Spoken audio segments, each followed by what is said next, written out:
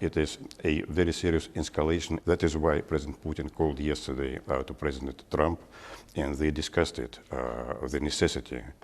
And our hope that we will get a reaction from London as well. Because I will tell you, such kind of attack involves, of course, provision of very high technology, so-called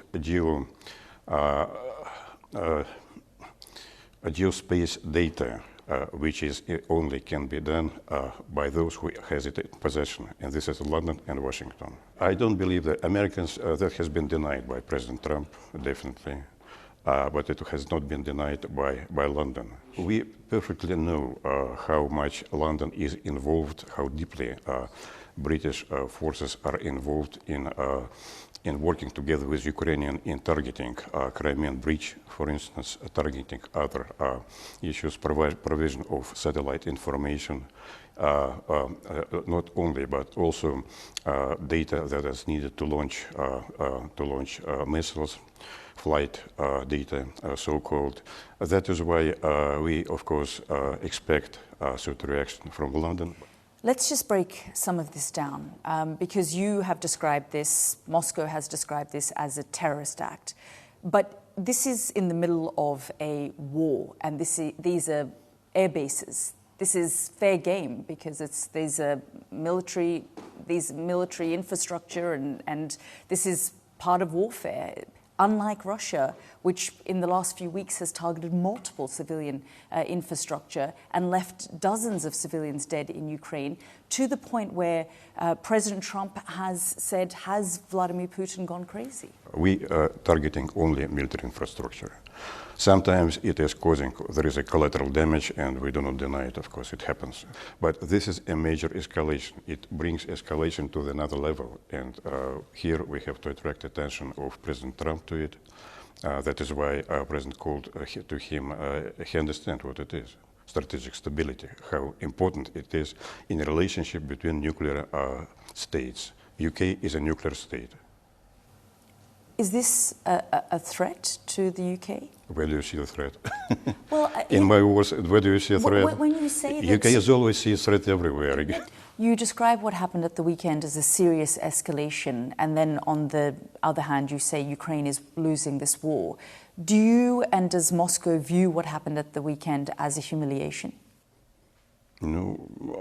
Well, there are some people who are saying that, of course, there should be more precautions taken on about the airfields, and that is correct. You talk about the fact that, you know, Russia has the upper hand. Why are you relying on North Koreans and the Chinese? We do not rely. We know that North Koreans, yes, they have been praised for their participation, but it is very limited.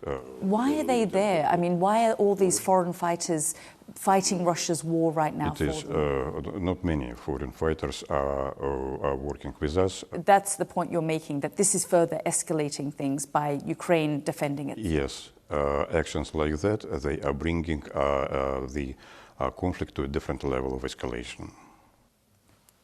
Which would mean what? Which would mean better not to, and better to realize and to remember what we are doing.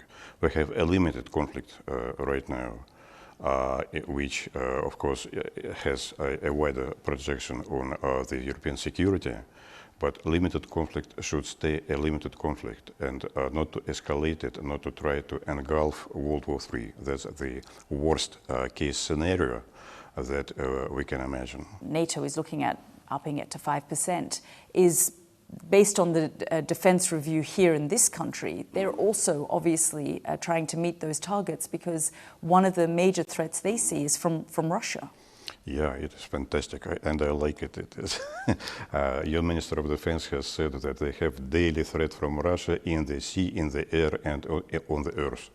I very much would like to see these threats. What does he mean? Does he mean that he also said, your Prime Minister, that the level of life of working people has downgraded because of threat from Russia? What does he mean? Is it a safe passage through La Manche or English Channel or by our ships is diminishing a level of life here in Britain, or something else? This story is as old as the world. When the government is not capable to deal with internal economics and cannot provide for its population the normal conditions of life, then it is trying to find an outside threat and to concentrate on saying, let's point this outside threat. This is damaging our life. So that's. Should Western capitals not be preparing themselves, not be upping their defense spending when Russia is saying, if you continue in this way, this will escalate? So if Europeans decide to spend money for military, as I say, toys or equipment, it is up to them to do it. You shouldn't ask us on it. But as we stated many times, and in our statement of the embassy, we do not represent any threat to Britain at all, neither on the sea, nor in the air, nor on the earth.